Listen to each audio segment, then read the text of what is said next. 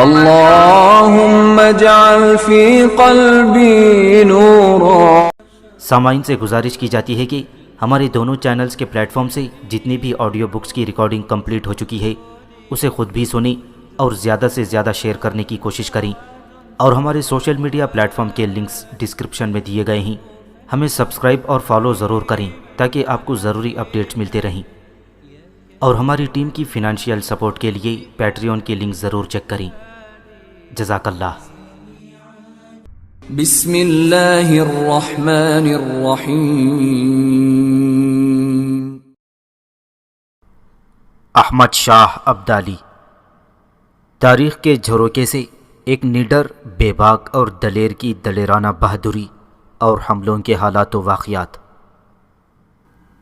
Episode 13۔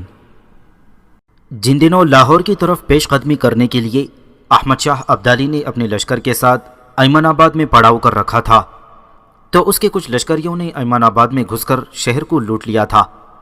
Ahmad Shah Abdali کو اپنے لشکر کی اس گھناؤنی اور گری ہوئی حرکت کا بہت بڑا دکھ ہوا، لہٰذا اس سلسلے میں صلاح مشورہ کرنے کے لیے وہ اپنے سالاروں کے ساتھ محو گفتگو تھا۔ احمد شاہ ابدالی کے خیمے میں اس وقت شاہ ولی خان، جہان خان، برخوردار خان اور لشکر کے قاضی ادریس بیٹھے ہوئے تھے۔ ایمن آباد کے شہر کو لوٹنے سے متعلق ابھی گفتگو جاری ہی تھی کہ احمد شاہ ابدالی کا خادم خاص یاقوت خان اندر آیا، اور کسی قدر خوشی اور مسرت کا اظہار کرتے ہوئے وہ احمد شاہ ابدالی کو مخاطب کر کے کہنے لگا، نادر آباد سے دلاور کے ساتھ اپنی تعلیم مکمل کرنے کے بعد عبداللہ عبدالخالق زال پوپلزئی اور جمال خان لوٹ آئے ہیں، اور اس وقت وہ اپنے خیمے کے باہر کھڑے ہیں اور آپ سے ملاقات کے متمنی ہیں۔ یاقوت خان کے اس انکشاف پر احمد شاہ ابدالی کے چہرے پر گہری مسکراہٹ بکھر گئی تھی۔ پھر اس نے چلتی ہوئی گفتگو کو ترک کر دیا اور یاقوت کو فوراً مخاطب کر کے کہنے لگا، ان سب کو میرے خیمے میں لے کر آؤ۔ اس کے ساتھ ہی یاقوت بھاگتا ہوا باہر نکل گیا تھا۔ تھوڑی ہی دیر بعد یاقوت خان سب کو لے کر خیمے میں داخل ہوا۔ احمد شاہ ابدالی، قاضی ادریس، شاہ ولی خان، جہان خان اور برخوردار خان سب نے آگے بڑھ کر مصافحہ کیا۔ احمد شاہ ابدالی نے سب کا بغور جائزہ لیا۔ اس نے دیکھا عبداللہ ان سب سے زیادہ خوبصورت ہو کر نکلا تھا۔ وہ اس کے بھتیجے عبدالخالق زال بیگ پوپلزئی اور جمال خان سے قد اور جسامت میں بھی بڑا تھا، اور ویسے بھی وہ تینوں کی نسبت جوان بن کر ثابت ہوا تھا۔ احمد شاہ ابدالی تھوڑی دیر تک سب کا جائزہ لیتا رہا۔ آخر میں اس کی نگاہیں مکمل طور پر عبداللہ پر جم کر رہ گئی تھیں، جس کے گلے اور ٹانگوں میں اب بھی لوہے کے طوق اور کڑے پڑے ہوئے تھے، اور ٹاٹ کا لباس پڑا ہوا تھا، اور ساتھ ہی ساتھ پھٹے پرانے جوتے بھی پہنے ہوئے تھے۔ کچھ دیر تک احمد شاہ ابدالی عبداللہ کو بڑے غور اور بڑے انہماک سے، محبت اور شفقت اور نرمی سے دیکھتا رہا، اور پھر کہنے لگا، کیا نادر آباد کے مکتب میں تم میں سے کسی کو کسی تکلیف یا دشواری کا سامنا کرنا پڑا ہے؟ اس پر سب نے اپنی گردنیں نفی میں ہلا دیں۔ احمد شاہ ابدالی پھر بولا اور کہنے لگا، اب جب کہ تم چاروں اپنی حربی اور دینی تعلیم نادر آباد سے مکمل کرنے کے بعد لشکر میں شامل ہو چکے ہو، تو جاؤ اپنے اپنے خیمے میں جا کر آرام کرو۔ کل صبح لشکر کے اندر مقابلے کا انتظام اور اہتمام کیا جائے گا، اور جو تم میں سے سر فہرست رہے گا اسے نہ صرف یہ کہ شاہ پسند کا لقب دیا جائے گا، بلکہ وہ امیر لشکر بنے گا، اور میں اسے بہترین انداز میں نوازوں گا۔ اب تم لوگ جا سکتے ہو، پر بیرم خان کے بیٹے عبداللہ تم یہیں رکو، مجھے تم سے مزید کچھ کہنا ہے۔ عبداللہ وہیں کھڑا رہا، جبکہ زال بیگ پوپلزئی، جمال خان، عبدالخالق اور دلاور خان احمد شاہ ابدالی کے خیمے سے نکل گئے تھے۔ ان چاروں کے جانے کے بعد احمد شاہ ابدالی نے اپنے سردار برخوردار خان کی طرف دیکھا اور کہنے لگا کہ برخوردار خان، تم عبداللہ کو اپنے ساتھ لے کر جاؤ، میرے خیمے کے قریب اس کے لیے ایک بہترین صاف ستھرا خیمہ نصب کیا جائے۔ وہ خیمہ ہمیشہ میرے پہلو میں نصب ہوا کرے گا، اور اس خیمے میں اکیلا عبداللہ قیام کیا کرے گا۔ اور ہاں، شاہ ولی خان اور جہان خان تم بھی سنو، کل صبح تک میرے خیمے کے سامنے جس قدر خیمے نصب ہیں وہ سب ہٹا دیے جائیں، اور میرے خیمے کے سامنے کھلے اور وسیع میدانوں کے اندر کل سویرے مقابلوں کا انتظام اور اہتمام کیا جائے، اور یہ دیکھا جائے گا کہ نادر آباد کے مکتب سے آنے والے چاروں میں سے کون شاہ پسند اور امیر لشکر بنتا ہے۔ احمد شاہ ابدالی کے خاموش ہونے کے بعد برخوردار خان عبداللہ کو اپنے ساتھ لے گیا تھا۔ پھر برخوردار خان کے کہنے پر لشکر کے کچھ سپاہیوں نے آنن فانن احمد شاہ ابدالی کے خیمے کے پہلو میں عبداللہ کے لیے ایک خیمہ نصب کر دیا تھا اور اس کا گھوڑا باندھنے کے لیے خیمے کے پہلو میں جگہ بھی بنا دی گئی تھی۔ خیمہ نصب کرنے کے بعد آرام کرنے کے لیے عبداللہ اپنے خیمے میں چلا گیا تھا۔ دوسرے روز عبداللہ نے لشکرگاہ میں سب کے ساتھ بڑے خشوع اور خضوع کے ساتھ فجر کی نماز ادا کی تھی۔ پھر وہ اپنے خیمے میں آیا۔ اس وقت تک سورج طلوع ہو چکا تھا اور باہر احمد شاہ ابدالی کے خیمے کے سامنے مقابلے کی تیاریاں شروع ہو گئی تھیں اور وہاں لوگ جمع ہونا شروع ہو گئی تھی۔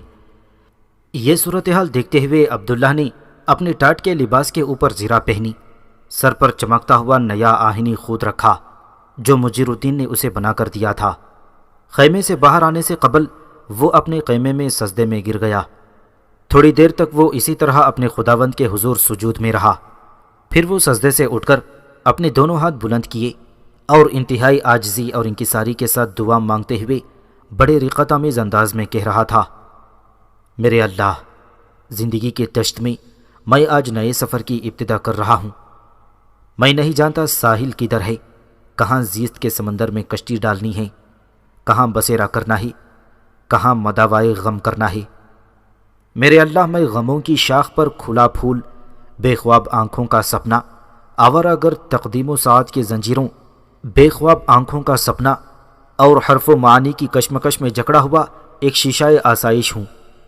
یا اللہ، مجھے جھیل کی تھکتی لہروں جیسے ستم کے نشانوں اور رنج و الم کی دہکتی آگ سے بچا۔ میرے اللہ، میں اب تک ہر شاخوں پر زرد پھول، زیب و زینت دنیا میں وقت کے کھوٹے سکے کی طرح زندگی بسر کرتا رہا ہوں۔ میرے دل کی منڈھیر پر پتوں کی پیلاہٹیں، ذہن کی کھڑکیوں پر غم کی کلید کی قفل کا پہرا رہا ہے۔ میرے اللہ، ان حالات میں مجھے تو رات کی پلکوں کے ٹوٹے ستاروں سے زمین کی خوش لباسی اور رنگ و رعنائی جیسا پرتصور اور پر رونق بنا دے۔ میرے اللہ، تو مجھے سبزے زاروں پر دمکتی شبنم کی طرح قرب کی نئی چادر اور دم توڑتی صداؤں اور ملال کی ساعتوں سے جلوہ افروز نقش بنا کر نکال۔ اے خدائے دو جہاں، میں تیری عظمتوں کا جان لیوا ہوں۔ تو چاہے تو دامن کے آنسوں کو ہونٹوں کی شبنم، اداس رتوں کی آنکھوں کی جوت اور جسم کی شکستہ فصیلوں کو وقت کی بہترین گھات بنا دے۔ تو چاہے تو میرے اللہ اندھیاروں میں ڈوبے جیون کو دل و جان میں چھپا سیل بنا دے، اور تو چاہے تو ماحول کی بے چینی کو دل پسند لمحوں میں تبدیل کر کے رکھ دے۔ میرے اللہ، تو میرے دل کے آنگن میں وصل کی خوشی جیسی فوز مندی، رنگ شفق میں لرزاں کامیابی عطا کر۔ میرے مالک، تو میری زندگی کو غم کا منشور بنانا، ہجر کے ماتم اور ناکامی، خزاں کی رت اداس راہوں جیسی شکست سے مجھے بچانا۔ اے اللہ، تو لمحوں کی پنہائی میں پریشان ابر پاروں کو منزل، سلے لبوں کو نتخ، صدیوں پرانے کھنڈروں کو جان افروز روشنی اور کثرت عالم کی روشنیوں کے الفاظ کی جستجو عطا کرنے والا ہے۔ تو مجھے بھی کامیاب خواہشوں کی ہم آغوشی، تشنہ خوابوں کی تعبیر جیسی ظفر مندی عطا فرما۔ یا اللہ، مجھے خواہشوں کے استھان، رات کے سایوں اور دل کے وسوسوں سے دعا کی قبولیت، امیدوں اور خواہشوں کی ثمر کی طرح نکال دے۔ یا اللہ، میں آج اپنی زندگی کے نئے رخ کی ابتدا کر رہا ہوں۔ میں صدیوں کے وصل، وقت کے گمنام جزیروں، لمحوں کی حکایتوں اور رت جگہوں کی داستانوں اور حیرت قدوں کے بحر کرام میں تجھے ہی اپنی مدد اور نصرت کے لیے پکارتا ہوں۔ میرے اللہ، اب تک میری زیست میں نہ کوئی حرف محبت، نہ کوئی ساعت لطف رہا ہے۔ میرے مقدر میں نہ اب تک چشم عنایت، نہ التفات نظر رہی ہے۔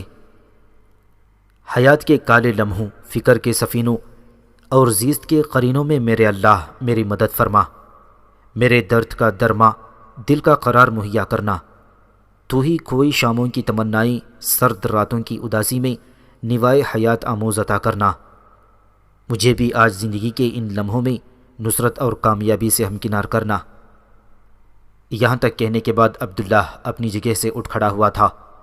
عین اس وقت برخودار خان اس کے خیمے میں داخل ہوا اور بڑی شفقت میں اسے مخاطب کر کے کہنے لگا، عبداللہ، چلو میرے بیٹے، باہر میدان میں تمہارا ہی انتظار ہو رہا ہے۔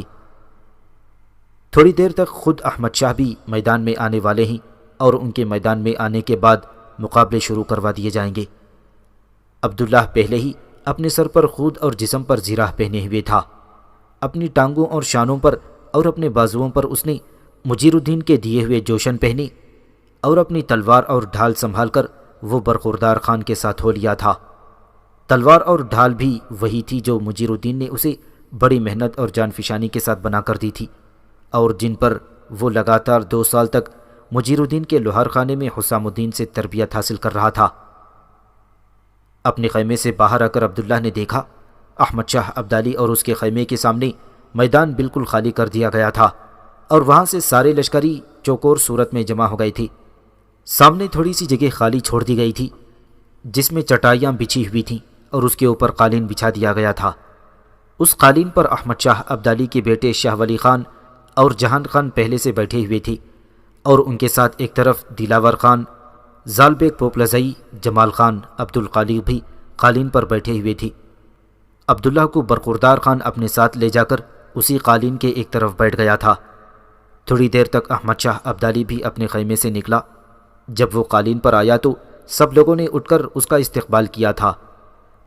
پھر احمد شاہ ابدالی نے ہاتھ کے اشارے سے سب کو بیٹھنے کے لیے کہا۔ سب لوگ اپنی اپنی جگہوں پر بیٹھ گئے تھے۔ اس پر احمد شاہ ابدالی بھی شاہ ولی خان اور دلاور خان اور برخوردار خان کے سامنے بیٹھ گیا تھا۔ تھوڑی دیر تک خاموشی رہی۔ اس کے بعد احمد شاہ ابدالی اپنے پہلو میں بیٹھے شاہ ولی خان کو مخاطب کر کے کہنے لگا، شاہ ولی اٹھو اور نادر آباد سے تربیت مکمل کرنے والوں کے ساتھ صلاح مشورہ کرو اور پوچھو کون کس کے ساتھ مقابلہ کرنا چاہتا ہے، تاکہ مقابلوں کے دوران فیصلہ ہو سکے کہ سر فہرست کون رہتا ہے۔ احمد شاہ ابدالی کے کہنے پر شاہ ولی خان اپنی جگہ سے اٹھا اور قریب ہی بیٹھے وہ عبداللہ زال بیگ پوپلزئی، عبد الخالق اور دلاور خان سے صلاح مشورہ کرنے لگا تھا۔ تھوڑی دیر بعد شاہ ولی خان لوٹا، احمد شاہ ابدالی کے پہلو میں بیٹھ گیا اور پھر بڑی رازداری سے کہنے لگا، پاشا، آپ کا بھتیجا عبد الخالق اور سردار کا بیٹا جمال خان اپنے آپ کو مقابلے سے دستبردار کر چکے ہیں۔ یوں سمجھیں کہ وہ زال بیگ پوپلزئی کے حق میں دستبردار ہو چکے ہیں۔ ان کا کہنا ہے کہ وہ زال بیگ پوپلزئی سے مقابلہ نہیں کر سکتے، اس لیے کہ ضرب و حرب کے ہر فن میں وہ ان سے اعلیٰ ارفع اور بے مثال ہے۔ پاشا، اب مقابلے میں 2 ہی فرد ہیں، ایک اپنے سپہ سالار جہان خان پوپلزئی کا بھتیجا زال بیگ پوپلزئی اور دوسرا عبداللہ۔ ان دونوں ہی کے درمیان مقابلہ ہوگا اور ان دونوں ہی میں سے کوئی شاہ پسند اور امیر لشکر بنے گا۔ شاہ ولی خان کے اس انکشاف پر احمد شاہ ابدالی کے چہرے پر ہلکی ہلکی مسکراہٹ نمودار ہوئی۔ پھر وہ بولا اور کہنے لگا، شاہ ولی، اگر ایسا ہے تو ان دونوں کو سامنے لاؤ تاکہ ان کے مقابلے کی ابتدا کی جا سکے، تاکہ پتہ چلے کہ کون شاہ پسند اور امیر لشکر ہو کر سامنے آتا ہے۔ اس پر شاہ ولی خان ایک بار پھر اٹھا اور اس کے کہنے پر عبداللہ اور زال بیگ پوپلزئی احمد شاہ ابدالی کے سامنے آن کھڑے ہوئے تھے۔ عین اس وقت لشکر کے قاضی ادریس احمد شاہ ابدالی کے پاس آئے۔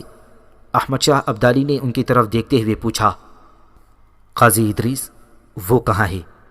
کیونکہ اس مقابلے میں وہ بھی ایک انعام کے طور پر شامل ہے۔ اس پر قاضی ادریس بولے اور کہنے لگے، میں نے کامنی سے عبداللہ کی واپسی کا ذکر رات کو ہی کر دیا تھا، اور وہ اسے دیکھنے اور ملنے کے لیے بڑی بے چین تھی، لیکن میں نے رات اس سے کہا کہ وہ صبح مقابلے کے میدان میں عبداللہ کو دیکھ سکتی ہے۔ اس وقت کامنی کو عبداللہ کے خیمے میں بٹھا کر آیا ہوں، اگر آپ کہیں تو میں اسے یہاں لاؤں۔ اس پر احمد شاہ ابدالی نے مسکراتے ہوئے کہا، اسے خیمے سے نکال کر یہاں لا کر قالین پر بٹھا دیں، اس کے بعد عبداللہ اور زال بیگ سے جو کچھ کہنا چاہتا ہوں وہ میں کہوں گا۔ قاضی ادریس مڑے اور عبداللہ کے خیمے میں داخل ہو گئے۔ خیمے کے اندر کامنی کھڑی شاید انہی کا بڑی بے چینی سے انتظار کر رہی تھی۔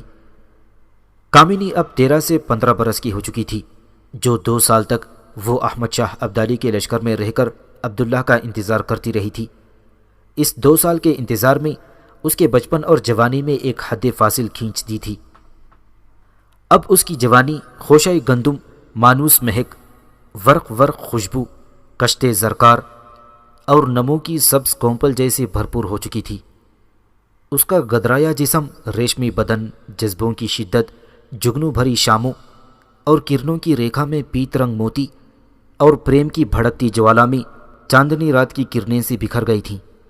اس کی جسامت زیبا، قامت سرو، خواب گو نگاہیں، چمکتی آرزویں اور لہکتا جسم دہکتے سرخ لب، بلور سا تراشا جسم، اسے خوشیوں کی نوخیز زمین میں مسکراہٹ کی قیامت اور نگہت نور و جمال بنائے ہوئے تھی۔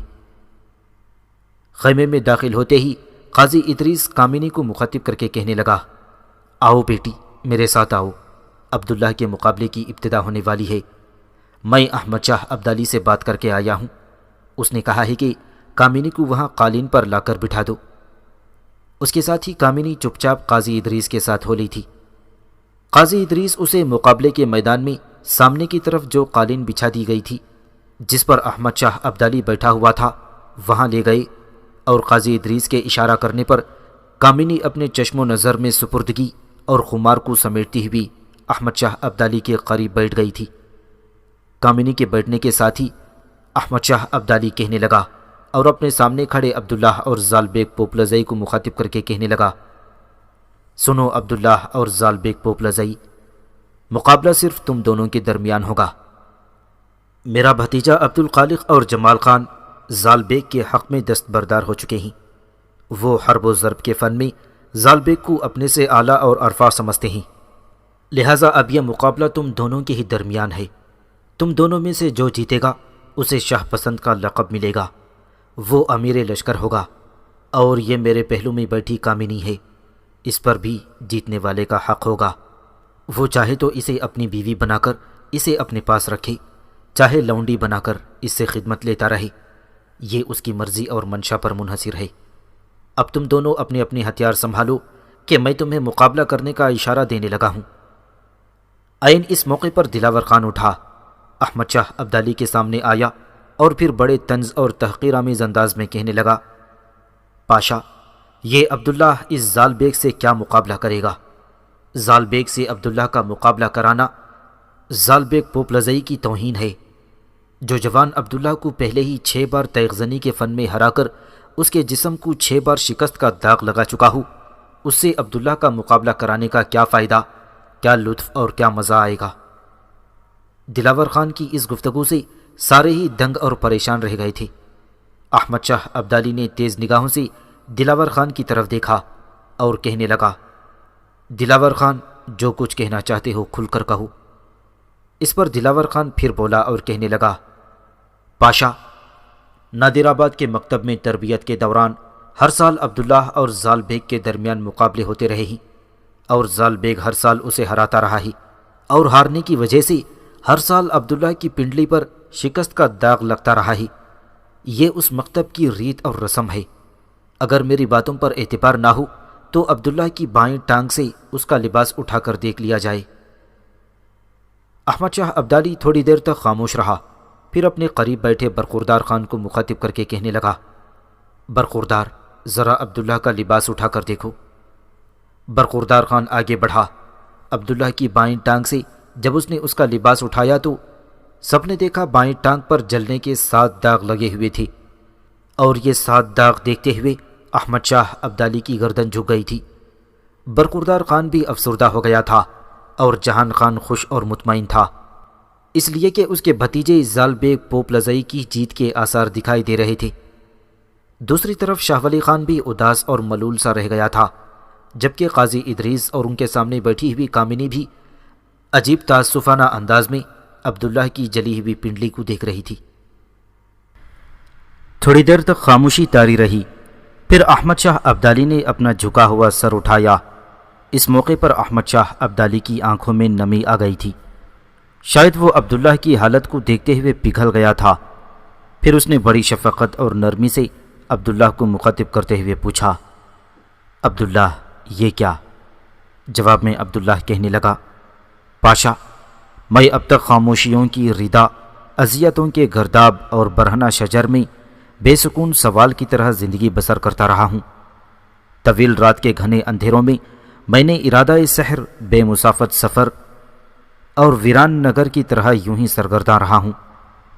پاشا، اب تک میں اپنی حریم ذات میں ہلچل لیے زمانے کی دوریاں سمیٹتا رہا ہوں، ہوا کے قافلوں میں سفر کی لکیروں میں الجھتا ہوا بکھرتا رہا ہوں۔ فنا کے آشوب میں پاشا، میں نے اپنی فنا کی سختی لکھتے ہوئے میں خود ہی کو جلاتا رہا ہوں۔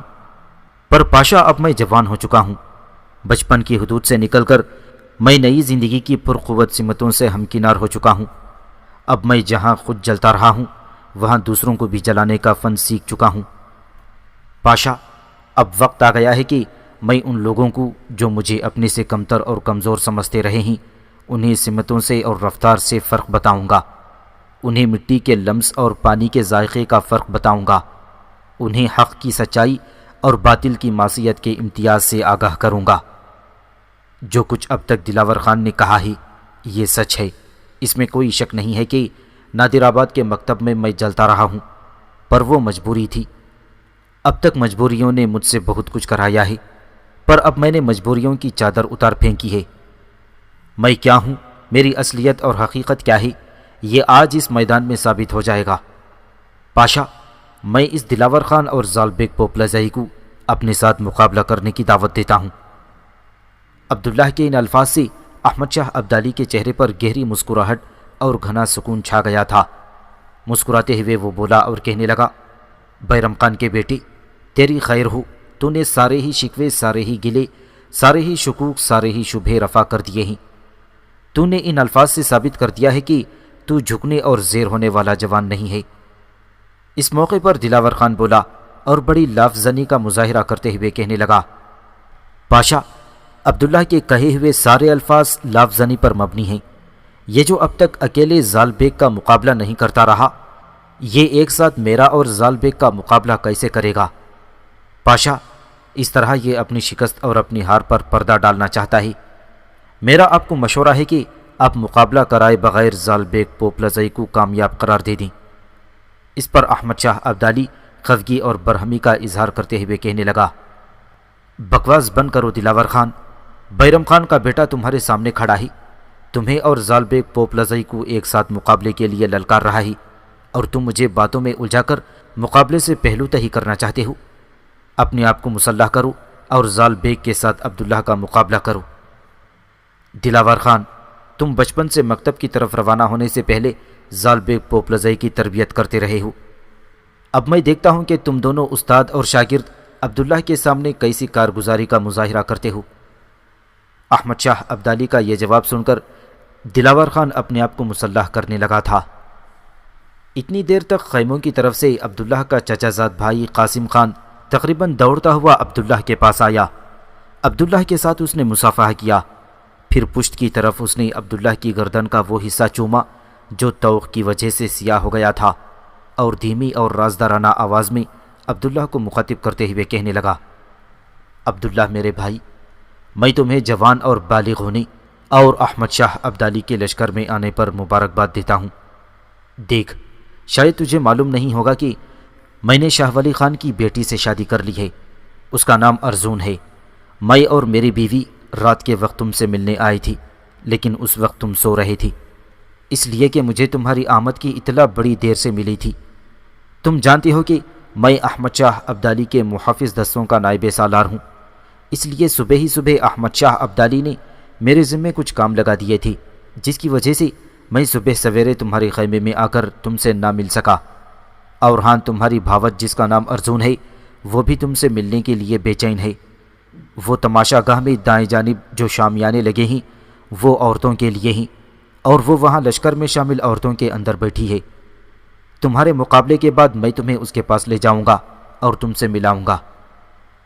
میرے امزاد، میری تمہارے لیے دعا ہے کہ خداوند قدوس تمہیں اپنے اس مقابلے میں کامیاب اور کامران رکھے۔ اب میں یہاں نزدیک ہی بیٹھ کر تمہارا مقابلہ دیکھتا ہوں۔ اس کے ساتھ ہی قاسم خان پیچھے ہٹ کر بیٹھ گیا تھا۔ دلاور خان جب مقابلے کے لیے تیار ہو کر عبداللہ اور زال بیگ پوپلزئی کے ساتھ احمد شاہ ابدالی کے سامنے آ کھڑا ہوا تھا تو احمد شاہ ابدالی نے تینوں کا بنظر غائر جائزہ لیا، پھر وہ بولا اور کہنے لگا، سنو زال بیگ پوپلزئی، دلاور خان، تم دونوں استاد شاگرد کا مقابلہ عبداللہ سے ہوگا۔ اس مقابلے کے منصف شاہ ولی خان اور برخوردار خان ہوں گے۔ مقابلے کے دوران کوئی کسی کو زخمی کرنے کی کوشش نہیں کرے گا۔ جو دیکھے کہ وہ مقابلے کو مزید جاری نہیں رکھ سکتا، وہ اپنی شکست کو تسلیم کرتے ہوئے اپنی ہتھیار فضا میں بلند کر دی، جس سے یہ سمجھا جائے گا کہ وہ شکست تسلیم کرتا ہی اور مقابلے کو مزید جاری نہیں رکھ سکتا۔ اب تم تینوں میدان کے وسط میں جا کر کھڑے ہو جاؤ۔ میرے ہاتھ میں سرخ رنگ کا رومال ہے، جب میں اسے فضا میں لہراؤں گا تو تم تینوں مقابلہ شروع کر دو گے۔ اس کے ساتھ ہی وہ تینوں میدان کے وسیع حصے کی طرف بڑھے تھے۔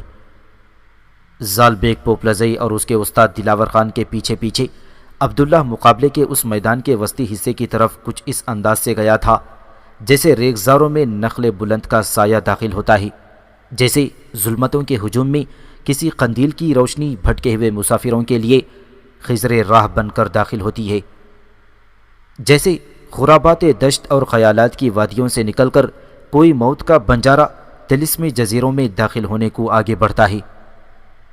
جو ہی عبداللہ زال بیگ پوپلزئی اور دلاور خان مقابلے کے میدان کے وسط میں ایک دوسرے کے آمنے سامنے جا کر کھڑے ہو گئے، اسی وقت احمد شاہ ابدالی نے اپنا سرخ رومال فضا میں لہرا دیا۔ سرخ رومال کا فضا میں لہرانا تھا کہ ایک جھٹکے کے ساتھ دلاور خان اور زال بیگ پوپلزئی نے اپنی تلواریں کھینچ لی تھیں اور اپنی اپنی ڈھالیں بھی سنبھال لی تھیں۔ دوسری طرف ان دونوں میں سے زیادہ تیز جھٹکے کے ساتھ عبداللہ نے اپنی تلوار کھینچی اور اپنی ڈھال سنبھال لی۔ یہ وہی تلوار تھی جو آگے سے دو شاخی تھی اور قصائی کے برچھے کی طرح خوب چوڑی تھی، اور ڈھال بھی وہی تھی جو مجیر الدین نے بنا کر دی تھی، جس کے دستے کے ساتھ لوہے کی موٹی زنجیر تھی اور اس کے اوپر کے حصے میں دو دھار کا لمبا خنجر بنا ہوا تھا۔ عبداللہ نے جب وہ برچھی نما چوڑے پھل کی تلوار اپنے سامنے لہرائی تو اسے اپنی شکل تک دکھائی دینے لگی تھی اور تلوار کی چمک میدان میں دور دور تک دیکھی گئی۔ احمد شاہ ابدالی میدان میں دوسرے بیٹھے ہوئے لوگوں کے علاوہ دلاور خان، زال بیگ پوپلزئی بھی عبداللہ کی اس تلوار کو دیکھ کر حیرت زدہ رہ گئے تھے، اس لیے کہ عبداللہ کے پاس انہوں نے پہلے کبھی یہ تلوار نہ دیکھی تھی، اس لیے کہ اس تلوار سے مشق صرف حسام الدین کی زیر نگرانی مجیر الدین کے لوہار خانے میں ہی کیا کرتا تھا، اور وہ تلوار بھی لوہار خانے میں ہی رہنے دیا کرتا تھا۔ تاہم اس موقع پر دلاور خان نے اپنے آپ کو سنبھالا اور عبداللہ کو مخاطب کر کے کہنے لگا، اے بیرم خان کے بیٹے، کیوں اپنی چھال سے باہر نکل کر دعوے اور لافزانی کرتے ہو؟ تم جانتے ہو کہ تم نادر آباد میں زال بیگ کے ہاتھوں ہر سال ہار کر اپنی پنڈلی جلواتے رہے ہو، پھر اب تم پر یہ کیا جنون طاری ہوا ہے کہ زال بیگ کے ساتھ ساتھ مجھے بھی ایک ساتھ مقابلے کی دعوت دے دی ہے؟ کیا نادر آباد سے احمد شاہ ابدالی کے لشکر میں شامل ہونے کے بعد تو جنون اور پاگل پن کا شکار تو نہیں ہو گیا؟ بیرم خان کے بیٹے، اب بھی کچھ نہیں گیا، اپنے اس دعوے سے باز آ جا، بلکہ میں کہتا ہوں کہ تو زال بیگ پوپلزئی کے ساتھ اکیلے مقابلہ نہ کر، ورنہ اس کے ہاتھوں شکست اٹھا کر تجھے احمد شاہ ابدالی اور اس کے سارے سالاروں اور لشکریوں کے سامنے بھی شرمسار ہونا پڑے گا۔ دیکھ بیرم خان کے بیٹے، اب بھی وقت ہے، ہوش میں آ اور مقابلے سے دستبردار ہو جا، ورنہ جب میں اور زال بیگ دونوں ایک ساتھ فطرت کے دستور کہن، وقت کی فضاؤں کی سیلے رواں، امٹتے جوش طغیاں اور شورش بھری موجوں کے خروج کی طرح تم پر حملہ آور ہو جائیں گے تو تمہارے لمحہ بلمحہ راحت جان کو غموں کا خمار بنا کر رکھ دیں گے۔ پھر تیری نظر میں کوئی منظر، تیرے نفس میں کوئی خواہش، تیرے دل کے صحرا میں کوئی نخل، تیری شاموں میں کوئی زہرہ اور پروین نہ رہے گی۔ سنبھل اور ہوش میں آ جا بیرم خان کے بیٹی، اس مقابلے کے بعد جب تو ہمارے ہاتھوں بری طرح ہارے گا تو دیکھے گا کہ تیری شب کے مختہ پر کوئی سحر، تیری صبح کے مقدر میں کوئی مشرق، تیرے ماہ و سال میں کوئی لمحہ، کوئی ساعت، تیری سلامتی کے خیام میں عظمتوں کا کوئی حرف، اور تیری آبرو کے نخلستانوں میں عزت کا کوئی استعارہ تک باقی نہ رہے گا۔ بیرم خان کے بیٹے، میں تمہیں تنبیہ کرتا ہوں کہ مقابلے سے باز رہ، ورنہ جب یہ مقابلہ شروع ہو جائے گا تو وقت تیرے ہاتھ سے نکل جائے گا، اس لیے کہ اس وقت میں اور زال بیگ ایک ساتھ تم پر دستے کوزاگر کی مشتاقی، تجسس کے سمندر، اندھے سرابوں کے لا انتہا سلسلوں، درد کے کالے حبس اور ہجرتوں کے عذاب کی طرح حملہ آور ہوں گے، اور تیری حالت کڑوی کسیلی رات، علم نصیب سایوں، سنسناتے تازیانوں اور بیگانگی کے کھولتے دشت سے بھی بری اور بدتر ہوگی۔ عبداللہ، جو اب تک بڑے صبر و تحمل کے ساتھ دلاور خان کی گفتگو سنتا رہا تھا، وہ بولا اور کہنے لگا، سنو دلاور خان، تمہاری یہ ساری گفتگو لفظنی سے کچھ زیادہ میرے یہاں اہمیت نہیں رکھتی۔ تیرے جیسے بزدل لوگ جب ہارنے پر آتے ہیں تو ایسی ہی گفتگو کیا کرتے ہیں، دلاور خان اپنے دل کے کرتاز پر لکھ رکھ کہ یہ نادر آباد کا مکتب نہیں، ایمن آباد کے کھلے اور وسیع میدان ہیں۔ ایمن آباد کے ان میدانوں میں دلاور خان میں تیری اور زال بیگ پوپلزئی دونوں کی بری حالت کروں گا۔ جب میں تم پر اپنی تلوار اور ڈھال کی ضربیں لگاؤں گا تو تم دونوں کی ضیا خیزی کو دکھوں کے کسک، گرم سانسوں کے فسوں کو غموں کی یلغار، شوریدہ تمناؤں کو بے سود جستجو اور جوانی کے بہتے جھرنوں کو بے خواب تعبیروں میں بدل کر رکھ دوں گا۔ سن دلاور خان، یہ نادر آباد نہیں ہے، یہ ایمن آباد ہے۔ یہاں جب میں تم پر حملہ آور ہوں گا تو تم اپنے آپ کو مجبور پاؤ گے اور غم دہر کے ویرانوں اور مرہم کو ترستے زخموں سے بھی بدتر پاؤ گے۔ سنو دلاور خان، تم اور زال بیگ دونوں مجھ پر حملہ آور ہوں، پھر دیکھنا میں کیسے دونوں کی رگ رگ میں شگاف کرتا ہوں اور کیسے تم دونوں کی زندگی کی گہری تہوں میں سلگتے سایوں کی خونی امر بیل پھیلا کر رکھ دیتا ہوں۔ دلاور خان، وقت مت برباد کرو اور آگے بڑھو اور مقابلے کی ابتدا کرو۔ میں تم دونوں کو پہلے حملہ آور ہونے کا موقع فراہم کرتا ہوں تاکہ میرے ہاتھوں ہارنے اور شکست اٹھانے کے بعد تم لوگوں سے یہ نہ کہتے پھرو کہ بیرم خان کا بیٹا حملہ آور ہونے میں پہل کر گیا تھا، لہٰذا وہ ہم سے جیت گیا ہے۔ اب آگے بڑھو دلاور خان، زال بیگ کو بھی اپنے ساتھ لو اور مجھ پر حملہ آور ہو جاؤ، پھر دیکھو اس مقابلے کا کیا انجام اور کیا انتہا ہوتی ہے۔ عبداللہ کی یہ گفتگو سن کر دلاور خان اور زال بیگ پوپلزئی دونوں کے چہرے غصے اور قہرمانی میں سرخ ہو گئے تھے۔ اس بار دلاور خان کی جگہ زال بیگ پوپلزئی بولا اور کہنے لگا، سن بیرم خان کے بیٹے، اگر تم میرے اور دلاور خان کے ہاتھوں ہی ذلیل اور بے عزت ہونے کا تہیہ کر چکے ہو تو یوں ہی صحیح، اگر نادر آباد کے مکتب میں لگاتار 6 سال تک تمہیں شکست دے کر تمہاری پنڈلی کو داغ لگوا سکتا ہوں تو ایمن آباد کے ان میدانوں میں تمہیں زیر اور مغلوب کر سکتا ہوں۔ اس پر عبداللہ کھوئے کھوئے لہجے میں کہنے لگا، سن زال بیگ، اگر ایسا ہے تو پھر آگے بڑھ کر مجھ پر حملہ آور ہو اور پھر دیکھ جو شخص اب تک جلتا رہا ہے وہ دوسروں کو شکست اور ہزیمت کی آگ میں کیسے چلاتا ہے۔ عبداللہ کی اس گفتگو کے بعد زال بیگ پوپلزئی اور دلاور خان چشم خون بستہ کی بصارت کی طرح آگے بڑھے تھی اور دونوں ایک ساتھ بھوکے سمندر، موت کی کراہ اور بنجر پیاز کی طرح عبداللہ پر حملہ آور ہو گئی تھی۔ عبداللہ نے زال بیگ پوپلزئی کی تلوار کو اپنی تلوار پر اور دلاور خان کی تلوار کو اپنی ڈھال پر روکا تھا۔ اس موقع پر دلاور خان نے بڑی عیاری سے کام لیتے ہوئے اپنی ڈھال عبداللہ کی پیٹھ پر پوری قوت سے مارنا چاہی، لیکن عبداللہ بھی پوری طرح چوکس اور چوکنا تھا۔ اپنی ڈھال کو اس نے فوراً اپنے بائیں ہاتھ میں لہرایا اور ڈھال کے نیچے جو بھاری زنجیر تھی وہ خوب قوت سے جب اس نے لہرا کر ماری تو زنجیر دلاور خان کے بائیں ہاتھ پر لگی تھی اور ضرب ایسی زوردار اور پر اثر تھی کہ دلاور خان کرراہ اٹھا تھا اور اس کے ہاتھ سے اس کی ڈھال چھوٹ گئی تھی اور وہ ایک دم پیچھے ہٹ گیا تھا۔ اس موقع پر عبداللہ نے زال بیگ کی تلوار سے اپنی تلوار علیحدہ کی، چند قدم پیچھے ہٹا اور دلاور خان سے کہنے لگا، دلاور خان، آگے بڑھ کر اپنی ڈھال اٹھا لو۔ میں اگر چاہتا تو تمہاری ڈھال کو پاؤں کی ٹھوکر مار کر میدان کے ارد گرد بیٹھے لوگوں کے اندر پھینک سکتا تھا، مگر نہیں، میں تجھے لڑنے کا موقع فراہم کرنا چاہتا ہوں تاکہ تیرے دل میں کوئی ارمان، کوئی تمنا باقی نہ رہے۔ دلاور خان آگے بڑھ کر اپنی ڈھال اٹھانے سے ہچکچا رہا تھا۔ وہ شاید خوفزدہ تھا کہ کہیں ایسا نہ ہو کہ جب وہ ڈھال اٹھانے لگی تو عبداللہ آگے بڑھ کر اس پر اپنی تلوار برسا دی۔ اس پر عبداللہ اور پیچھے ہٹ گیا اور کہنے لگا، دلاور خان، بلا جھجک آگے بڑھ کر اپنی تلوار اٹھا لو، میں چوروں اور دھوکے بازوں کی طرح تم پر وار نہیں کروں گا۔ اس پر دلاور خان نے آگے بڑھ کر اپنی ڈھال اٹھا لی۔ اس موقع پر عبداللہ کے چہرے پر حوادث کا رقص، بجلیوں کا ضمیر اور انتقام کا جوش مارنے لگا تھا، جبکہ اس کی پیاسی صحرا اور بے موت سمندر، آنکھوں میں رقص برق و شرر اور آندھیوں کی بے امان فتنہ گری اپنا رنگ دکھانے لگی تھی۔ لگتا تھا اس موقع پر عبداللہ محرم طوفان بن گیا ہو اور اس کے سینے میں خلش، جبین میں شکنی، رگ رگ میں لہو اور روح میں تصادم حق و باطل برپا ہو گیا ہو۔ پھر عبداللہ نے اپنی تلوار سنبھالی اور بے ربط لمحوں میں رگ رگ میں رقصاں تلاتم کی طرح حملہ آور ہوا تھا۔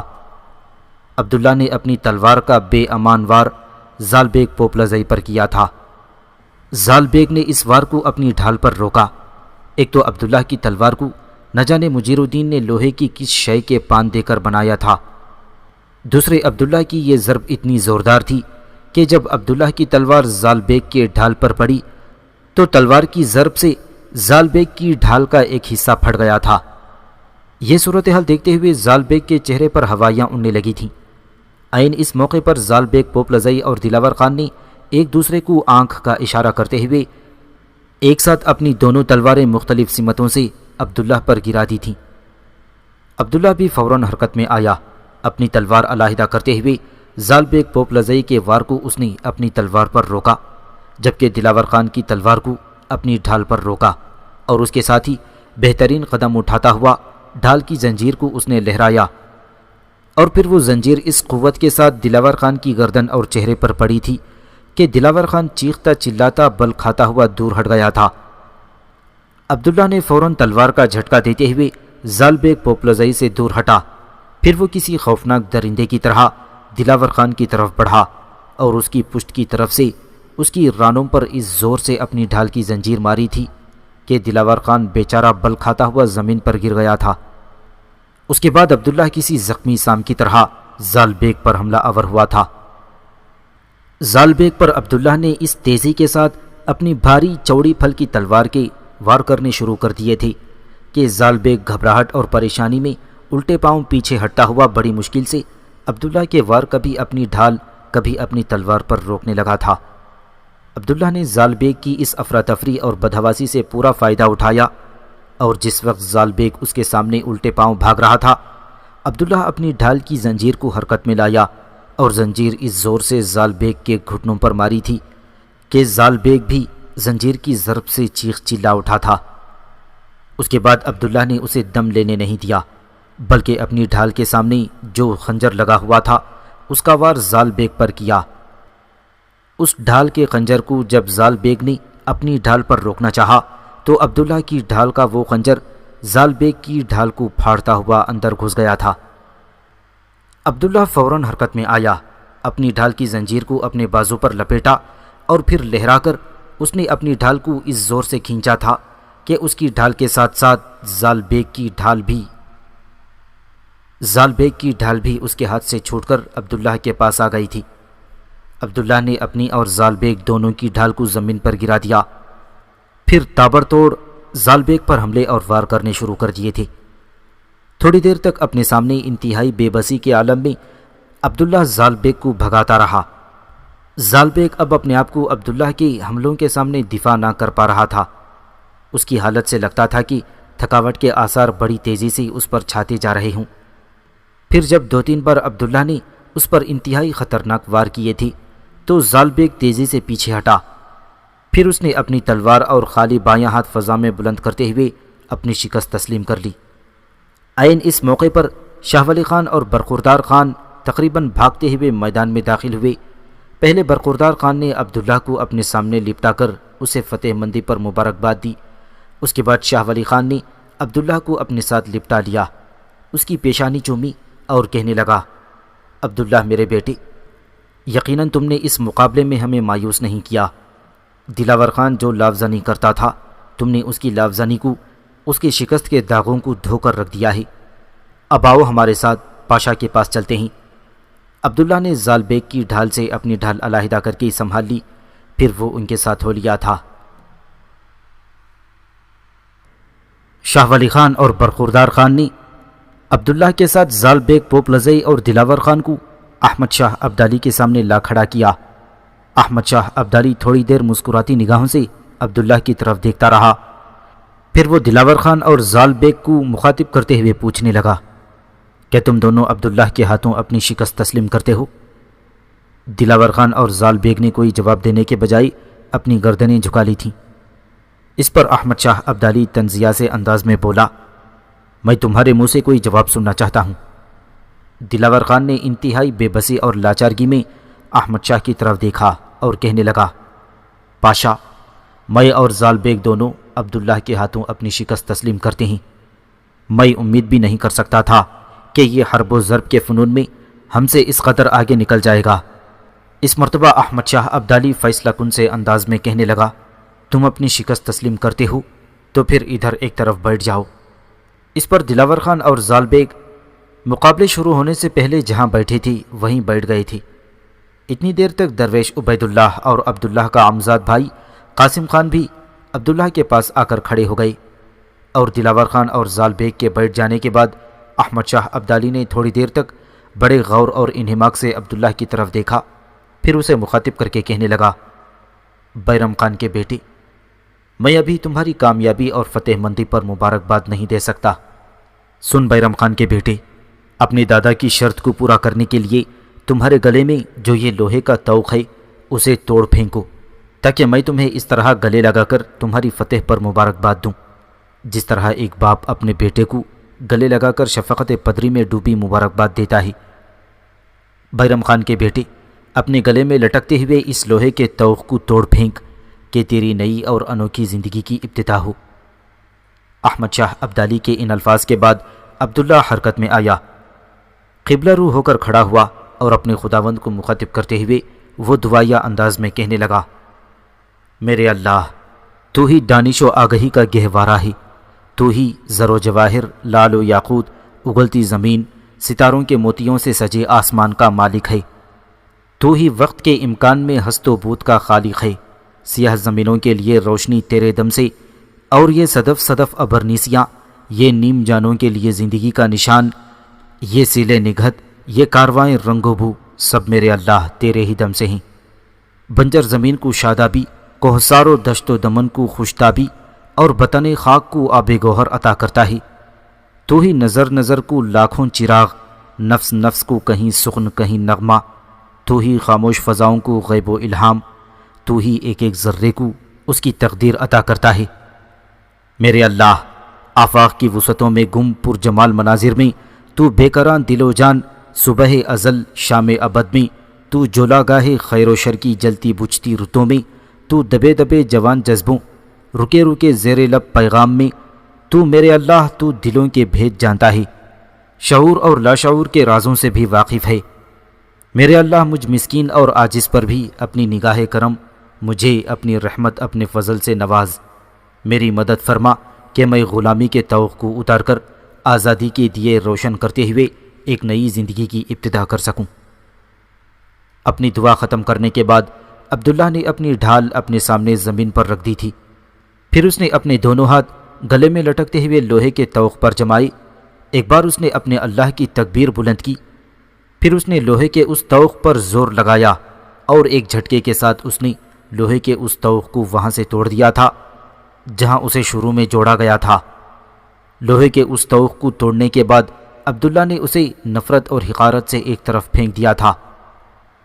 اسی وقت طوفانی انداز میں احمد شاہ ابدالی اٹھا تھا، بڑی تیزی سے وہ آگے بڑھا اور عبداللہ کو اپنے گلے سے لگاتے ہوئے رقت میں ڈوبی آواز میں کہنے لگا، سن بیرم خان کے بیٹی، آج سے تو میرا بیٹا ہے، میں تجھے اس میدان میں ہونے والے مقابلے میں کامیابی پر مبارکباد دیتا ہوں، میں تمہیں گلے سے لٹکتے ہوئے توق کو اتار پھینکنے پر مبارکباد دیتا ہوں۔ سن بیرم خان کے بیٹے، میں تجھے شاہ پسند کا لقب دیتا ہوں، تمہیں امیر لشکر مقرر کرتا ہوں۔ احمد شاہ ابدالی کے بعد بڑے پرجوش انداز میں شاہ ولی خان، برخوردار خان، جہان خان پوپلزئی بھی اٹھ کر عبداللہ سے گلے ملے تھے۔ اس کے بعد عبداللہ کا عمزاد قاسم خان آگے بڑھا، پوری قوت سے وہ عبداللہ سے لپٹ گیا تھا، اس کی پیشانی، اس کی ٹھوڑی، اس کے گال چومے اور کہنے لگا، میرے عزیز، میرے بھائی، میرے عمزاد، میرے پاس الفاظ نہیں ہیں جو میں ادا کر کے تیری اس کارگزاری پر تجھے مبارکباد دے سکوں۔ قاسم جب عبداللہ سے علیحدہ ہوا تو عبداللہ کو شاید کوئی خیال گزرا اور وہ قاسم خان کو مخاطب کر کے کہنے لگا، میرے بھائی، میرے خیمے میں کپڑے کی ایک گٹھری ہے، وہ مجھے نادر آباد کے مکتب کے ناظم حسام الدین نے دی تھی، اس میں شرط یہ تھی کہ اگر میں یہاں یہ مقابلہ جیتوں تو گٹھری کھولی جائے ورنہ اسے جلا دیا جائے، وہ گٹھری مجھے لا کر دی۔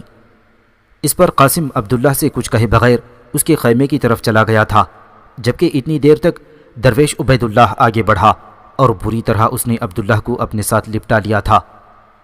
درویش عبید اللہ نے بھرپور انداز میں عبداللہ کی پیشانی چومی، پھر وہ بڑے رازدارانہ انداز میں عبداللہ کو مسکراہٹ بھری آواز میں کہنے لگا، عبداللہ میرے بیٹے، تو نے برسوں سے سینے میں چھپے جوانی کے طوفانوں کو، انگ انگ کی جوت اور دل میں طغیانی کے ولولوں کو کیا خوب جوانی کا روپ بنا کر نکالا ہے۔ میرے بیٹے، مقابلے کے اس میدان میں تو نے دلاور خان اور زال بیگ پوپلزئی کے ساتھ وہ کھیل کھیلا ہے جس طرح کوئی بنجارہ گونجتے غاروں کی آبشاروں میں وحشتوں کے رقص کا کھیل کھیلتا ہے۔ تو نے بے قرار سوچوں کے لمحوں کی طرح صف بصف ان دونوں کو اپنی فتح مندی کی وادیوں کی طرف دھکیلا ہے۔ احمد شاہ ابدالی کے سامنے اس کھلے میدان میں جہاں تو نے دلاور خان اور زال بیگ پوپلزئی کی بے جہد زندگی کی پرجوش روحوں کے قافلوں میں فرقتوں کے اندھیرے، ٹوٹے ستاروں کے غبار اور درد کے لمحوں کے آبشار بکھیرے ہیں، وہاں تو نے اپنی نگار زیست میں نظر کا فسوں، قربتوں کا نشہ اور وقت کی شدید مانگ میں نقش ماورا کے نوائی، قربتوں کا نشہ اور وجدان کے گم گشتہ گوہر بھر لیے ہیں۔ میرے بیٹے، اس میدان میں دلاور خان اور زال بیگ پوپلزئی دونوں استاد شاگرد سے مقابلہ جیت کر تم نے یہ ثابت کر دیا ہے کہ نادر آباد کی 6 سالہ تربیت کو تم نے رائگاں نہیں جانے دیا ہے، اور یہ کہ اس مکتب سے دنیاوی اور دینی طور پر تم کندن ہو کر نکلے ہو۔ میری تمہارے حق میں دعا ہے کہ خداوند قدوس تمہیں زندگی کے ہر مرحلے میں کامیابی اور فوز مندی عطا کرے۔ عبداللہ جب درویش عبید اللہ سے علیحدہ ہوا تو احمد شاہ ابدالی پھر بولا اور عبداللہ کو مخاطب کر کے کہنے لگا، بیرم خان کے بیٹے، اپنے دل میں جو بھی امیدیں اور خواہشیں میں تمہارے لیے رکھتا تھا، قسم خداوند کی تم نے وہ امیدیں اور خواہشیں کما حقہ پوری کر دی ہیں۔ اس کے بعد احمد شاہ ابدالی اپنے وزیر شاہ ولی خان کی طرف پلٹا اور اسے کہنے لگا، شاہ ولی خان، منادوں کے ذریعے ابھی پورے لشکر کے اندر اعلان کر دو کہ عبداللہ کو شاہ پسند کا لقب دیا جاتا ہے، اور آج کے بعد اسے عبداللہ کے بجائے شاہ پسند ہی کے نام سے پکارا جائے۔ دوم یہ کہ اسے امیر لشکر مقرر کیا جاتا ہے، اس کی بھی منادی کراؤ۔ اس پر شاہ ولی خان اپنی جگہ سے اٹھ کھڑا ہوا، شاید وہ یہ حکم مناد کو دینے چلا گیا تھا۔ اس کے بعد احمد شاہ ابدالی نے اپنے قریب بیٹھی ہوئی کامنی کی طرف اشارہ کرتے ہوئے کہا، بیرم خان کے بیٹے، اس لڑکی کی طرف دیکھو، یہ بھرت پور کے راجہ سورج مل کی راجکماری ہے، اس کا نام کامنی ہے۔ تمہیں یاد ہوگا کہ 2 برس پیچھے جس وقت میں اپنے لشکر کے ساتھ لاہور کے نواح میں پڑاؤ کیے ہوئے تھا، تم رات کی تاریکی میں شاہ ولی خان کے خیمے میں داخل ہوئے تھے، اور اس کی جگہ تم نے محمود بوئی اور شالامار باغ کے درمیان کھلے میدانوں میں سورج مل کے لشکر پر شبخون مارا تھا۔ بظاہر تم نے سورج مل کے راجکمار کو گرفتار کر لیا تھا اور اسے شاہ ولی خان کے خیمے میں ڈال کر چلے گئے تھے، پر وہ سورج مل کا راجکمار نہیں بلکہ یہی کامنی نام کی راجکماری تھی جسے تم نے گرفتار کیا تھا، اور یہی اپنے لشکر کی کمانداری کر رہی تھی۔ احمد شاہ ابدالی کے اس انکشاف پر عبداللہ حیرت زدہ سا رہ گیا تھا۔ وہ کچھ پوچھنے ہی لگا تھا کہ احمد شاہ ابدالی پھر بولا اور کہنے لگا، دیکھ بیرم خان کے بیٹے، یہ لڑکی گزشتہ 2 سال سے میرے لشکر میں تمہاری آمد کی منتظر تھی۔ جب یہ گرفتار ہو کر آئی تھی تو دوسرے دن اسے میرے سامنے پیش کیا گیا تھا، تو میں نے اسے معاف کر دیا اور اسے اپنے باپ سورج مل کے پاس واپس جانے کی اجازت دے دی تھی، لیکن اس نے جانے سے انکار کر دیا۔ اس کا کہنا تھا کہ میں اس نوجوان کو دیکھوں گی جس نے مجھے گرفتار کیا ہے۔ میں نے اسے بتایا کہ وہ نادر آباد میں زیر تربیت ہے اور وہ 2 سال بعد لوٹے گا۔ اس کا کہنا تھا کہ میں 2 سال تو کیا، اسے دیکھنے کے لیے زندگی بھر انتظار کر سکتی ہوں۔ سنو شاہ پسند، یہ لڑکی واپس نہیں جائے گی۔ تمہارے مقابلہ جیتنے کے بعد اس لڑکی کو تمہارے حوالے کیا جاتا ہے، چاہے اس سے شادی کر کے بیوی بنا کر اسے اپنے پاس رکھ لو، چاہے لونڈی بنا کر اپنی خدمت کے لیے رکھ لو، یہ تمہاری مرضی، تمہارے فیصلے پر مبنی ہے۔ اس کے بعد احمد شاہ ابدالی نے اپنے قریب ہی بیٹھے اپنے بیٹے تیمور کو کوئی مخصوص اشارہ کیا، جس کے جواب میں تیمور اٹھا اور بڑی تیزی سے احمد شاہ ابدالی کے خیمے کی طرف چلا گیا تھا۔ اتنی دیر تک عبداللہ کا عمزاد بھائی قاسم بھی اس کے خیمے سے حسام الدین کی دی ہوئی سفید رنگ کی گٹھری اٹھا لایا، اور پھر اس نے وہ گٹھری عبداللہ کو تھما دی۔ اس پر احمد شاہ ابدالی بولا اور پوچھنے لگا، شاہ پسند، یہ گٹھری کیسی ہے؟ جواب میں عبداللہ کہنے لگا، پاشا، جب میں نادر آباد کے مکتب سے اپنی تعلیم مکمل کرنے کے بعد رخصت ہوا تھا تو وہاں کے ناظم اعلیٰ نے مجھے یہ گٹھری تحفتاً دی تھی اور یہ حکم دیا تھا کہ اگر احمد شاہ ابدالی کے پاس جا کر تم مقابلہ جیت جاؤ تو اس گٹھری کو کھولنا، اور اگر تم یہ مقابلہ نہ جیت سکو تو اس گٹھری کو مت کھولنا بلکہ اسے آگ میں جلا کر خاک کر دینا۔ پاشا، اب جب کہ میں یہ مقابلہ جیت چکا ہوں تو یہ گٹھری کھولنے کا میں حق رکھتا ہوں۔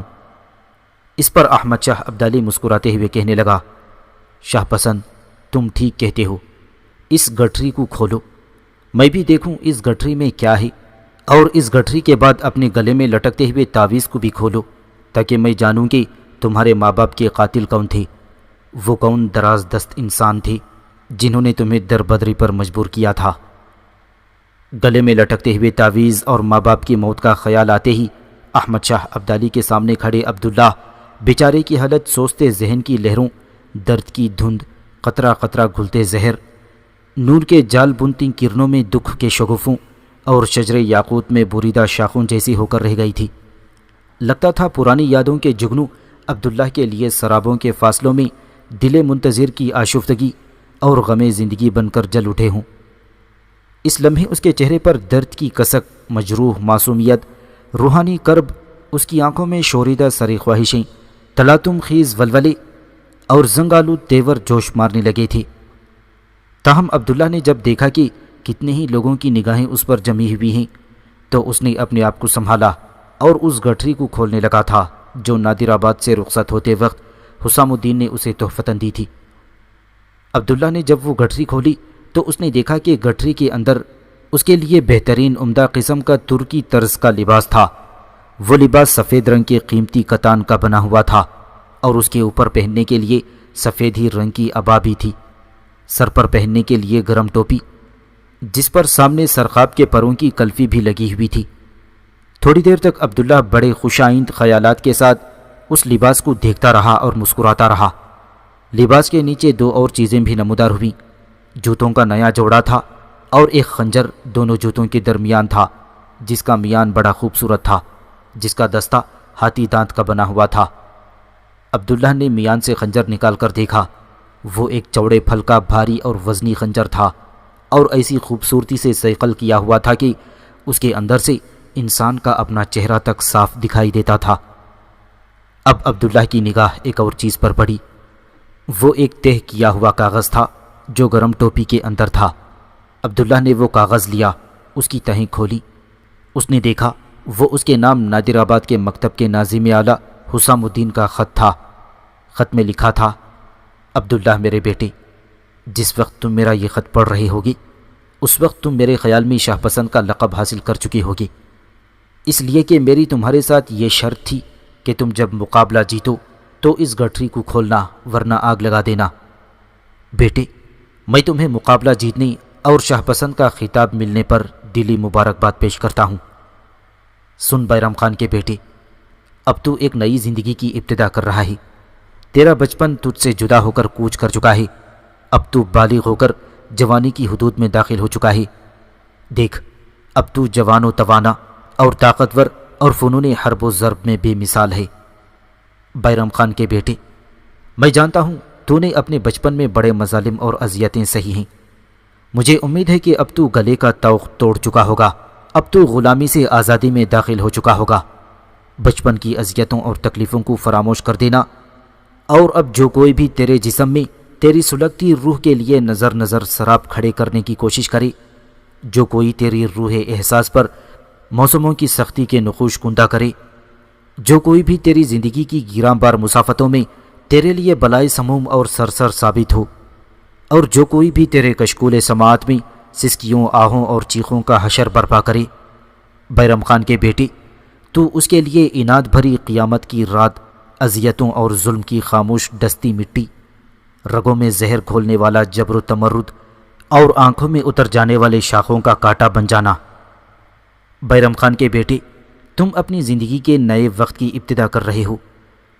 اس کائنات میں وقت زمین کے لیے نقش گر شب و روز بھی ہے، تبسم فروش وقت صورت گر بھی ہے، وقت منزل کا نشاں، وقت دہر کی رسم قیود سے آزاد ایک طائر بھی ہے، وقت برے لمحوں کے پیمانوں میں داغے عیسیاں، اور وقت حسن کے طوفانوں میں ایک گوہر تجرید بھی ہے۔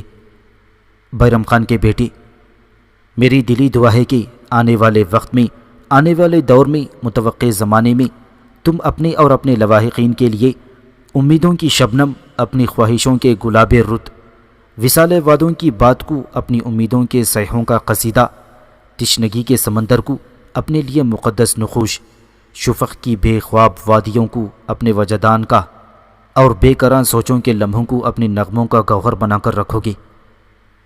سنو بیرم خان کے بیٹے، اپنی زندگی کی آخری سانس تک احمد شاہ ابدالی کے ساتھ پرخلوص اور فرمانبردار بن کر رہنا۔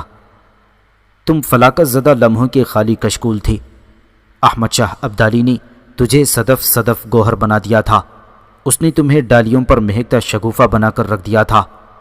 احمد شاہ ابدالی نے تمہارے لہجے کی تھکن کو، تمہارے شب کے اندھیروں کی یورش کو شعلوں کی طرح سلگتے دامن، صبح کی روشنی، عقیدتوں کی چمک میں تبدیل کر کے رکھ دیا۔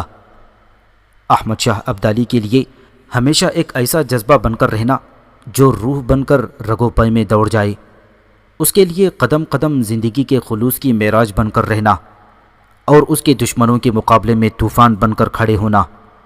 خون سے لالا کاری کرتی اس کے دشمن کی یلغار میں تم اس کے دشمنوں کے لیے اضطراب اور بےتاب کر دینے والا نغمہ ثابت ہونا۔ دیکھ بیرم خان کے بیٹے، احمد شاہ ابدالی کے ساتھ ہی تمہاری زندگی، تمہاری عزت، تمہارا وقار ہے، اس لیے کہ وہی تمہیں ذرے سے صحرا بنانے والا ہے۔ دیکھ بیرم خان کے بیٹے، قطرے سے قطرے کی جدائی ہو جائے تو موج رہتی ہے نہ صدف، دریا رہتا ہے نہ گوہر، ہر چیز فنا ہو جاتی ہے۔ تمہاری بقا اور تمہاری کامیابی بھی اسی وقت تک ہے جب تک کہ احمد شاہ ابدالی کے ساتھ اپنے پورے خلوص کے ساتھ تو رہتا ہے۔ سن عبداللہ، احمد شاہ ابدالی کے ساتھ ناز انکساری کے جوہر اور تعمیر کا جذبہ بن کر رہنا، اس لیے کہ احمد شاہ ہی وہ شخص ہے جس نے تمہیں پستی سے اٹھا کر بلندی کی طرف پہنچایا۔ احمد شاہ ہی وہ ہستی ہے جس نے تمہیں کابل کے نواحی کوہستانوں میں بھیڑیں چرانے والے ایک چرواہے سے ایک لاجواب تیغ زن بنا ڈالا۔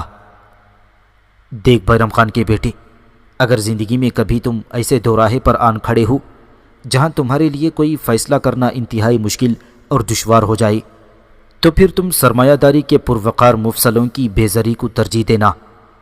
اور بیرم خان کے بیٹے، اگر حالات، تمہارے دشمن تمہارے لیے جان لیوا بن کر کبھی تمہارے سامنے آن کھڑے ہوں تو مجھے آواز دینا۔ تمہاری حفاظت، تمہاری بقا کے لیے میں اور میرا بھائی مجیر الدین اپنے جسم کے خون کا آخری قطرہ بھی نچھاور کر سکتے ہیں۔